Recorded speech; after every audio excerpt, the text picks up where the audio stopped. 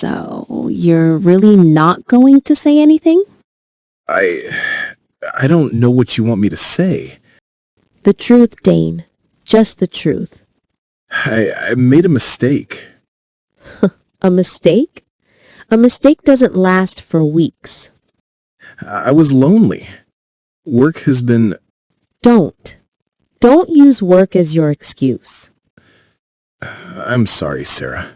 I really am. Do you know what hurts the most? No. I trusted you. Completely. I know, and I ruined that. Yes, you did. When you betray the one who trusted you, you don't lose them first. You lose yourself. Sarah?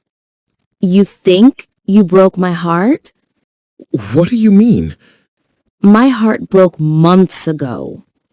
When I first found out, You knew? yes, I watched you lie again and again. And I learned something. What did you learn? That I don't want to spend my life with someone who thinks love is something you replace when it gets difficult. Sarah, I want to fix this. I want to work it out. There's nothing left to fix, Dain. Please, stay. No, I've already packed my things. You didn't lose me today. You lost me the moment you stopped valuing me. Will you ever come back? Dream on. Now let's look at some other ways you can say these sentences in daily conversations. 1. The truth. Just the truth. Different ways to express this.